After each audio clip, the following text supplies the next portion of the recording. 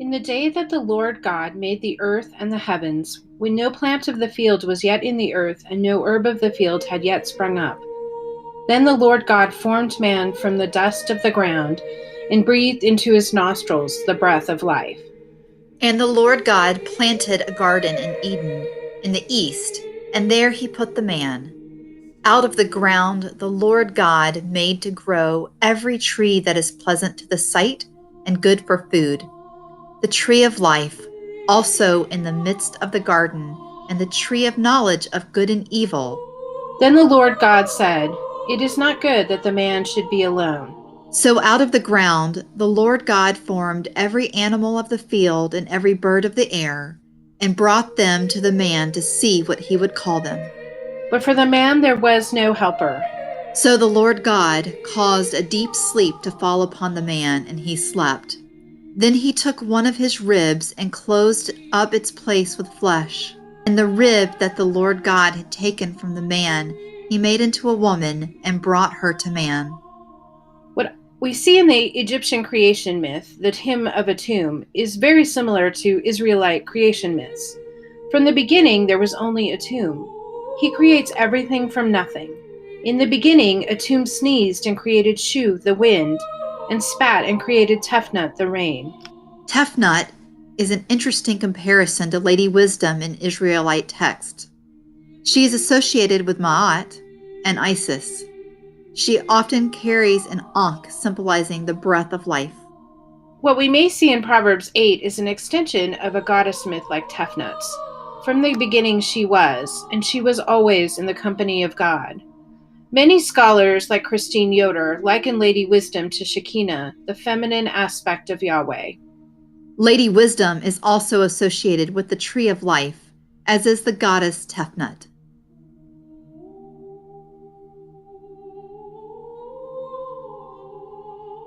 The Hebrews adopted other cultures' creation myths and wisdom practices as they moved from a tribal culture to a city-state. So what we see in texts like Proverbs is the Israelites co-opting other ancient Near Eastern texts and then overlaying their understanding of God in the practical day-to-day wisdom of this time and place. I think we also see this happening today with our own practical wisdom overlaid by the values of a particular faith tradition.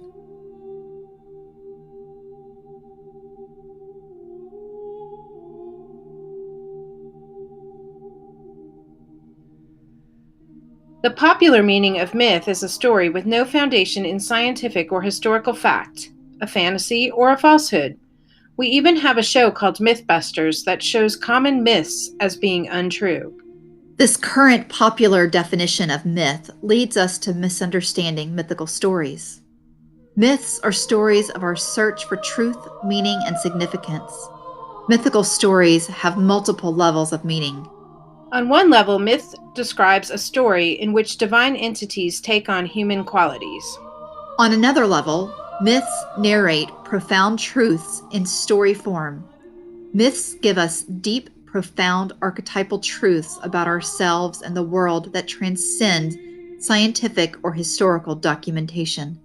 The first modern study of folklore and myth was popularized by Jacob and Wilhelm Grimm in the early 19th century.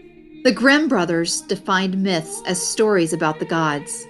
19th century scholars claimed that because the Hebrew Bible emphasized monotheism, there was no myth in the Bible, leading post-Enlightenment thinkers to literal interpretations of the Genesis stories. During the 19th century, tensions between the Bible and science built with the discovery of fossils that date before the biblical estimate of the Earth's age.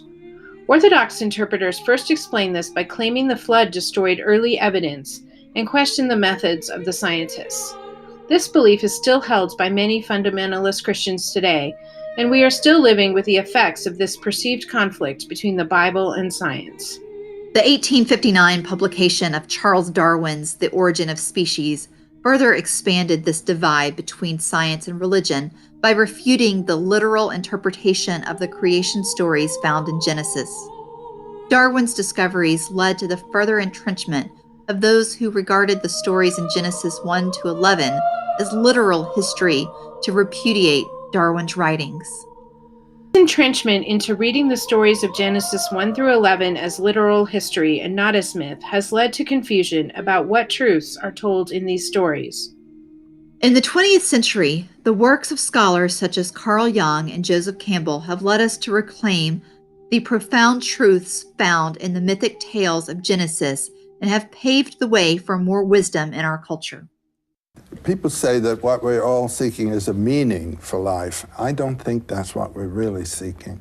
I think what we're seeking is an experience of being alive, so that the life experiences that we have on the purely physical plane will have resonances within that are those of our own innermost being and reality.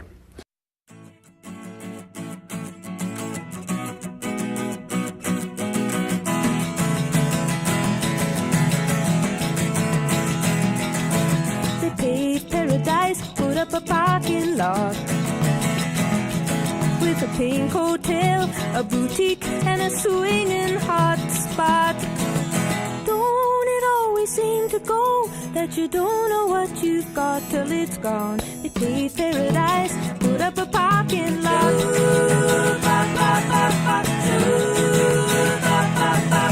They took all the trees, put them in a tree museum.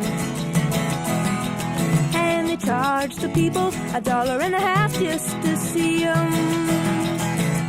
Don't it always seem to go that you don't know what you've got till it's gone? They paved paradise, put up a parking lot.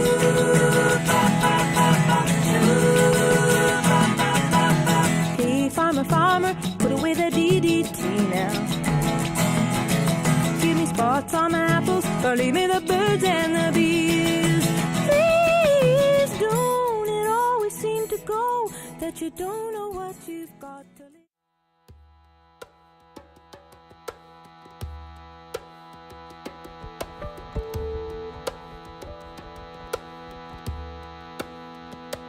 You can't stop the spirit, she goes on and on. She is like a mountain.